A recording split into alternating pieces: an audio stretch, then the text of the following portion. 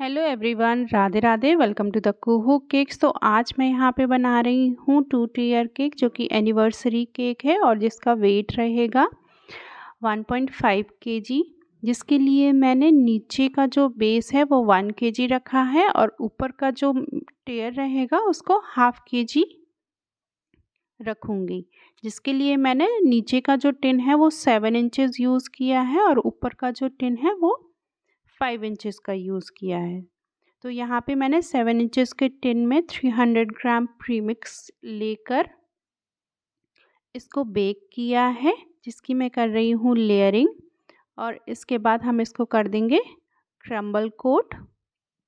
तो मैंने यहाँ पे क्रीम में थोड़ा सा क्रश डाला है फ्लेवर के लिए, और मैं यहाँ पे लेयरिंग में क्रश का और फिलिंग का यूज़ करूँगी। तो जो फिलिंग होती है हमारी वो क्रश से थोड़ा सा अलग होती है। फिलिंग में चंक्स रहते हैं, जो भी फ्रूट की फिलिंग आप यूज़ करोगे उसमें छोटे छोटे चंक्स रहेंगे, जो कि आप जब बाइट करोगे केक को तो वो चंक्स आपके मुंह में आएंगे। ये फ़र्क रहता है आपका क्रश और फिलिंग में।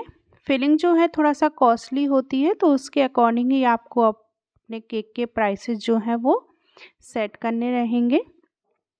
मैंने यहाँ पे मालास का ही क्रश यूज़ किया है और मालास का ही मैं फिलिंग यूज़ कर रही हूँ। तो केक को हम करेंगे क्रम्बल कोट और उसके बाद हम इसको रख देंगे फ्रिज में सेट होने के लिए। आपको केक को अराउंड 1 घंटे तो मिनिमम है आप रख सकें, और उससे ज़्यादा भी अगर आप रख सकते हैं तो आप रखिए, क्योंकि ये हमारा टेयर केक है। टेयर केक को थोड़ा सा सेट होना ज़रूरी होता है स्टेबिलिटी के लिए, क्योंकि इसके ऊपर हम जब दूसरा केक रखेंगे तो हमारा जो केक है वो दोनों ही हमारे केक को अच्छे से स्टेबल होना चाहिए, इसके लिए। तो यहाँ पे मैंने कर लिया है केक को ऑलमोस्ट क्रम्बल कोट, और मैं अब रख देती हूँ इसको फ्रिज में सेट होने के लिए। उसके बाद फिर हम करेंगे इसकी आइसिंग और डिज़ाइनिंग पार्ट।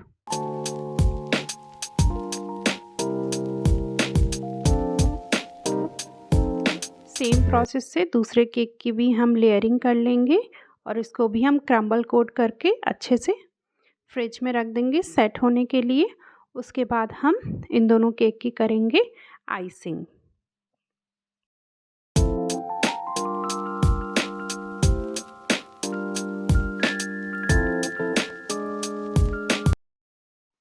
केक हमारे अच्छे से सेट हो गए हैं। अब इसकी करेंगे हम आइसिंग। तो इसको सबसे पहले हम कर लेंगे क्रीम से कवर।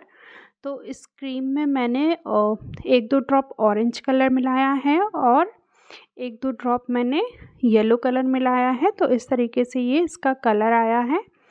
ये एग्जैक्टली सेम कलर है जैसे कस्टमर ने मुझे फ़ोटो भेजा था, रेफरेंस फ़ोटो केक का, ये वही कलर मैंने उनको दिया है। और इसको हम कर लेंगे केक को अच्छे से स्मूथ। आपको टेयर केक में ये मेक श्योर करना है कि आपका जो सरफेस है केक का वो एकदम फ्लैट होना चाहिए, ऊपर नीचे नहीं होना चाहिए। नहीं तो जब आपका केक स्टैक होगा तो आपका केक अगर बेस उसका ऊपर नीचे हुआ तो केक भी आपको थोड़ा सा टिल्ड दिखेगा। इसीलिए आपको अच्छे से फ्लैट को सरफेस को फ्लैट करना है और इसको अच्छे से स्मूथ करना है। आपका जो टॉप पोर्शन है केक का वो एकदम स्मूथ और एकदम फ्लैट होना चाहिए, इस तरीके से। तो केक को हम क्रीम लगा के भी इसको भी हमें अच्छे से सेट करना है, कम से कम 1 घंटे के लिए फ्रिज में, क्योंकि जो क्रीम हमने लगाया है इसके ऊपर ही हमारा जो केक है वो टायर केक जो है वो रखा जाएगा। तो इस क्रीम को सेट होना अच्छे से बहुत ज़रूरी है। अगर क्रीम सेट नहीं हुई और हम जो हमारा टायर केक है वो हम इसके ऊपर रखेंगे तो जो क्रीम है वो बैठ जाएगी। तो ये बैठे ना, इसी के लिए हमें केक को अच्छे से सेट करना बहुत ज़रूरी है। क्रीम को जो है वो स्टेबल रखना बहुत ज़रूरी है। उसी तरीके से हम दूसरे केक को भी कर लेंगे। यहाँ पे क्रीम से कवर सेम कलर ही मैंने रखा है दोनों केक्स में, जैसा कि रेफरेंस फ़ोटो मुझे कस्टमर ने भेजा था। और इसको भी हम साइड वॉल में हल्का सा ब्रशिंग करके डिज़ाइन बना लेंगे और दोनों केक को हम अच्छे से फ्रिज में रख के सेट कर लेंगे। तो अब बारी आती है हमारे केक को स्टैक करने की। तो हम केक स्टैकिंग के लिए प्लास्टिक डॉवल का यूज़ करेंगे इस तरीके से, और इनको हम मेज़र कर लेंगे जितनी भी हाइट हमारे बेस केक की है, और इसको हम काट लेंगे। हमें 4 डॉवल्स लगेंगे उस हाइट के इस तरीके से, और हम सबसे पहले नाप लेंगे सेंटर पे जहाँ पे भी हमें अपना टॉप वाला केक रखना है उसी टिन से जिससे हमने बेक किया है, और उसके अंदर ही हम ये डॉवल्स को इंसर्ट कर देंगे। तो जो हमारा ऊपर वाला केक होगा ना, उसका जो वज़न है ना वो ये डॉवल्स कैरी करेंगे, वो उसका जो वेट है वो हमारे बेस केक पे नहीं आएगा। इन डॉवल्स लगाने का मेन मतलब यही होता है कि आपका जो केक का ऊपर वाले केक का जो वेट है वो इन डॉवल्स पे आ जाएगा, तो आपका जो नीचे वाला केक है वो एकदम सेफ रहेगा, कहीं से भी दबेगा नहीं। अब आपको जो आपका केक है उसको रिलीज़ कर लेना है इस तरीके से पैलेट नाइफ से, और आपको जो डॉवल है, एक डॉवल हमारा सेंटर में जाएगा ऊपर से लेके नीचे तक दोनों केक के बीच में। तो सबसे पहले तो आपको डॉवल को मेज़र करके काट लेना है जितना भी लगेगा, और इस तरीके से आपको बीच में डॉवल डाल के केक को उठा के और आपको इस तरीके से रख देना है, और जो डॉवल है उसको हमें इंसर्ट कर देना है। ऊपर से जो होल होगा उसको हमको हल्का सा क्रीम से कवर कर लेना है। तो इस तरीके से हमारा हो गया स्टैकिंग पार्ट।